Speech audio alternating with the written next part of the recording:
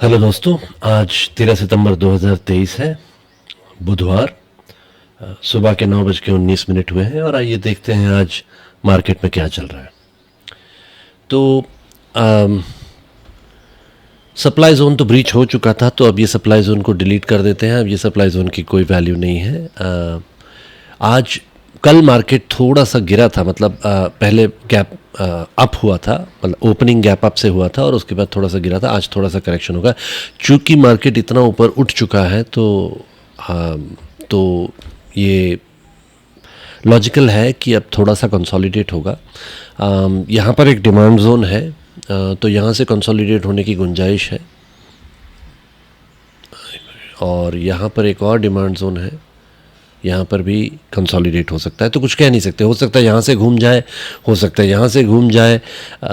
हम दोनों ही केस में थोड़ा थोड़ा इन्वेस्टमेंट करेंगे और देखेंगे क्या होता है। अगर ये तो बहुत नीचे चला गया, मान लो नीचे तक आ गया, तो फिर से हम लोग इन्वेस्ट करेंगे। तो आइडिया ये नहीं है कि हम प्रेडिक्ट करें कि मार्केट कहाँ जा रहा है। आइडिया ये है कि अभी मार्केट कैसा है और हमें इन्वेस्ट करना चाहिए या प्रॉफिट बुक करना चाहिए।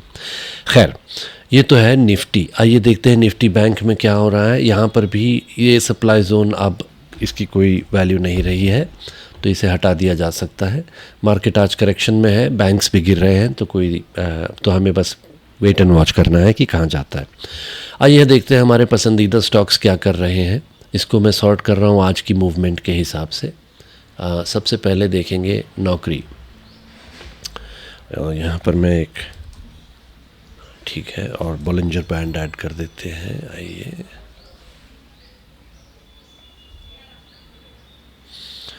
और ये हो गया डेली चार्ट और ये हो गया बेसिक कैंडल। अब ठीक है, तो नौकरी नीचे की तरफ बढ़ रहा है, डिमांड जोन से काफ़ी दूर। एस्ट्रल देखते हैं, एस्ट्रल भी डिमांड जोन की तरफ बढ़ रहा है। 1800 बाइंग प्राइस अच्छा है, लेकिन इसका DATR 50 रुपये है, आज 1884 पे है। मुझे लग रहा है अगर ये धन से गिरा तब भी 1830 के आसपास रहेगा।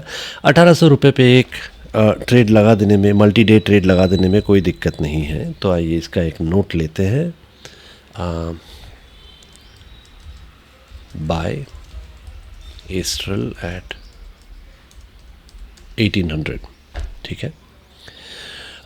हेवल्स देखते हैं। हेवल्स बहुत दूर है डिमांड जोन से। TCS तो कल तो ऊपर ही जा रहा था, उस पर लास्ट मैंने जब देखा था उसके बाद हाँ आज गिरना शुरू हुआ है। ये अगेन लॉजिकल तो है। यहाँ पर एक लेवल बना है डिमांड जोन जो अनटच्ड है, यहाँ पर एक और डिमांड जोन है जो कि अनटच्ड है। तो हम इंतज़ार करेंगे, अगर ये डिमांड जोन के आसपास कहीं आता है तो फिर हम एक डिसीजन लेंगे, देखते हैं क्या होता है। कंटेनर कॉरपोरेशन कल सप्लाई जोन ब्रीच कर चुका था, गैप अप में ओपन हुआ था, तो सप्लाई जोन को डिलीट कर देंगे, टारगेट को थोड़ा ऊपर ले जाएंगे अब, ठीक है। यहाँ पर एक डिमांड जोन बना था, आज ये डिमांड जोन के पास है। अगर आपने लेकिन अगर हम RSI देखें, इसका RSI 57 है, यहाँ पर RSI है। आप देखिए, जब मैं इस कैंडल पे जाता हूँ तो आज 57.15 का RSI है, तो हाई है। थोड़ा इस डिमांड जोन को हम लोग कंसिडर नहीं करते हैं। दूसरा, बॉलिंजर बैंड से भी काफ़ी दूर है, तो अभी हम वेट एंड वॉच करेंगे जब तक ये सेटल नहीं होता। एशियन पेंट देखते हैं। एशियन पेंट ये कंसोलिडेशन मोड में ही है, देखते हैं। मुझे लग रहा है ये 3200 के आसपास ब्रेकआउट कर सकता है, पर हम डिमांड जोन का इंतज़ार करेंगे। डाबर देखते हैं। डाबर भी डिमांड जोन से काफ़ी दूर। PI इंडस्ट्रीज़ डिमांड जोन से काफ़ी दूर। डिवीज़ लैब डिमांड जोन से काफ़ी दूर। ICICI बैंक डिमांड जोन से काफ़ी दूर। पिडिलाइट इंडस्ट्रीज़ डिमांड जोन से काफ़ी दूर। रामको सीमेंट डिमांड जोन से काफ़ी दूर। टाटा कंज्यूमर्स डिमांड जोन से काफ़ी दूर।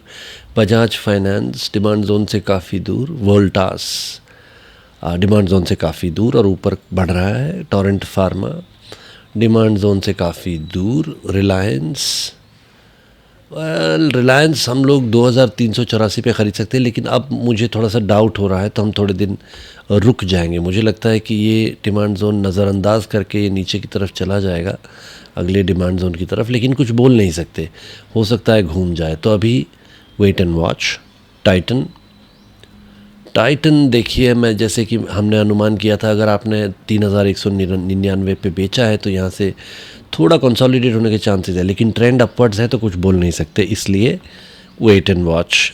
यहाँ पर कुछ डिमांड जोन्स बने तो है, लेकिन बहुत सारे कैंडल्स हैं और इसका RSI अभी बहुत हाई है 68.7, तो ये सेल एरिया में है, तो रुक जाते हैं, थोड़े दिन वेट एंड वॉच करते हैं। SRF ट्रेंड अपवर्ड्स है, डिमांड जोन से काफ़ी दूर। अब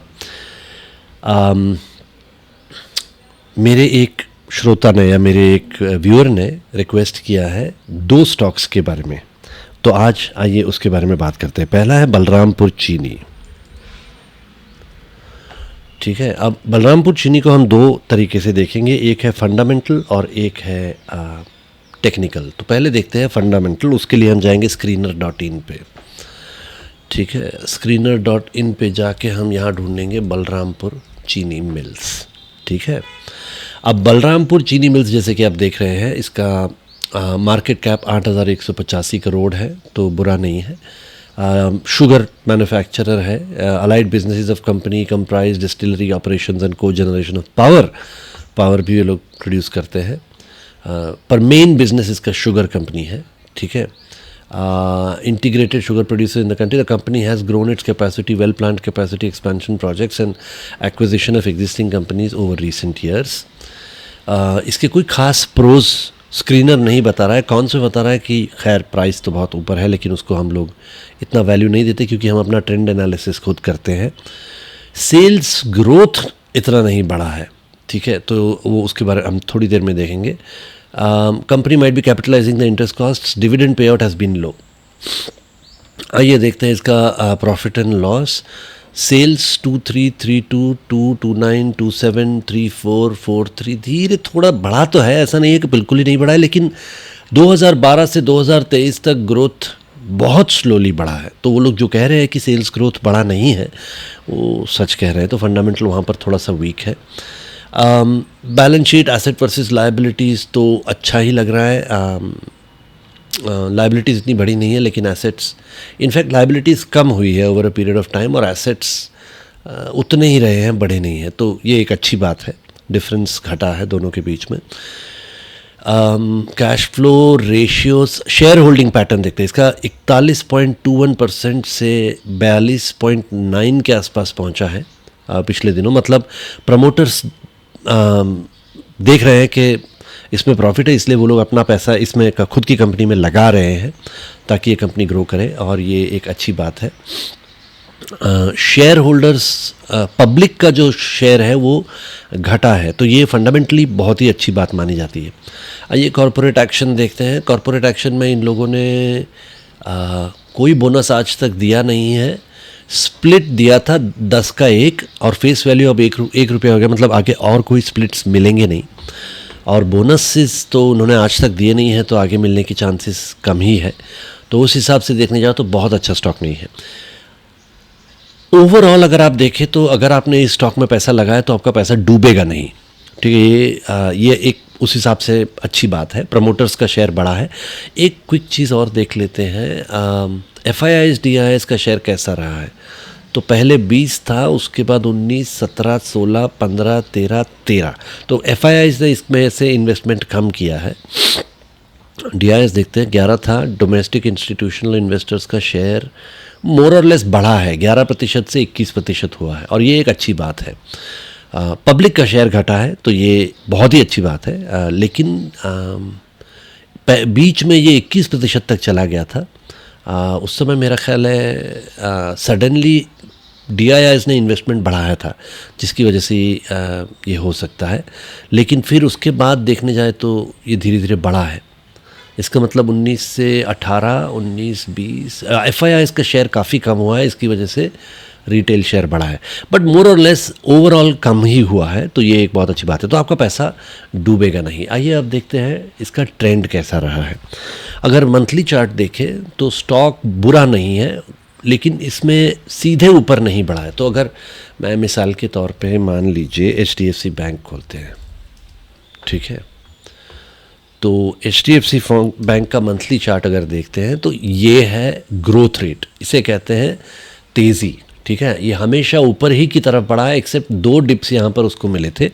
ये 2 डिप्स के टाइम पे स्टॉक काफ़ी गिरा था, लेकिन उसके बाद उसने रिकवर किया और काफ़ी ऊपर गया। उसमें से एक डिप तो 2020 वाला डिप है, ये करीब करीब कोविड वाला डिप है।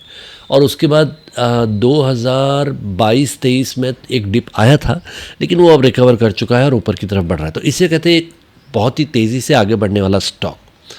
बलरामपुर चीनी अगर देखें तो इसके काफ़ी सारे डिप्स आए हैं। यहाँ पर पहले एक डिप आया, फिर दूसरा डिप आया जो काफ़ी दिन चला, 2011 पूरा साल करीब करीब 2015 तक, ठीक है, 2010 से 2015 तक ये साइडवेज ही चला। उसके बाद थोड़ा सा ग्रो किया और 2018 में फिर गिर गया, ठीक है।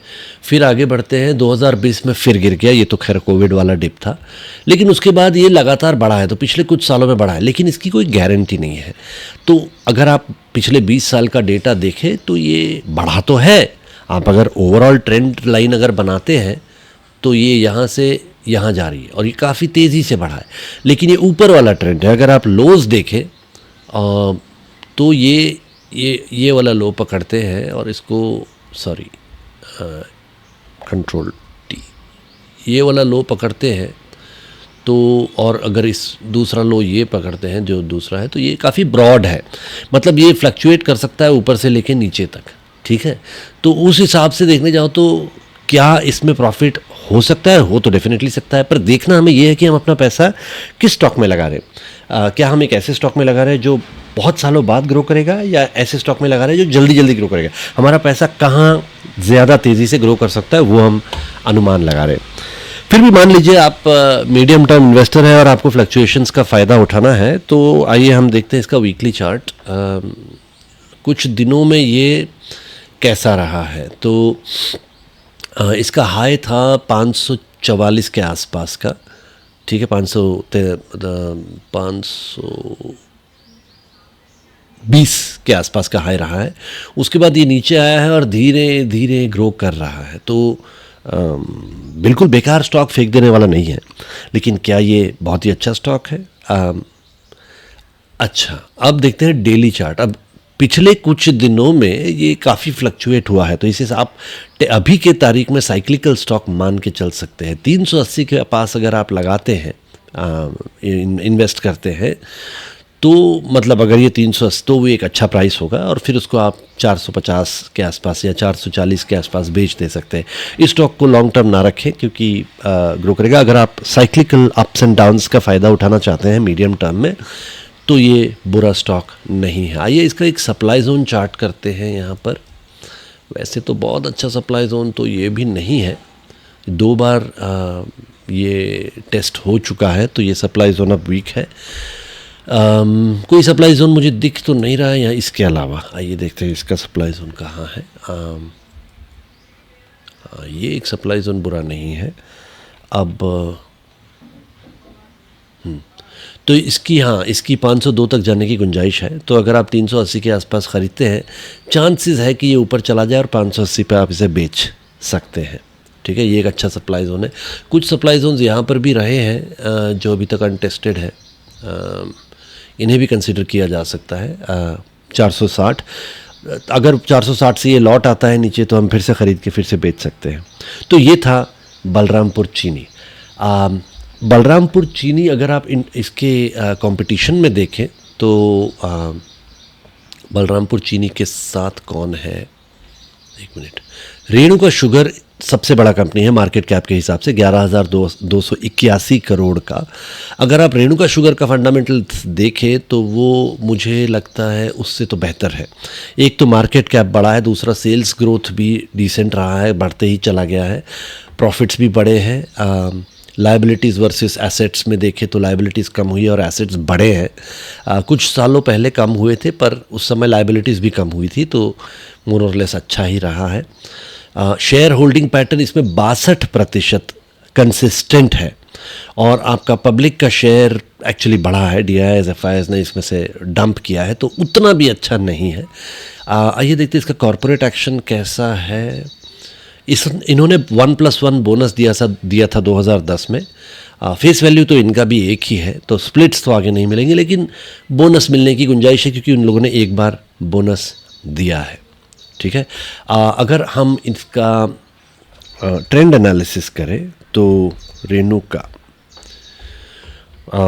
मंथली इसका बहुत बुरा रहा है। जैसे कि आप देख रहे हैं ऊपर गया था, उसके बाद लगातार नीचे रहा कई सालों तक, करीब 2010 से 2021 तक 10 साल तक ये गिरते रहा।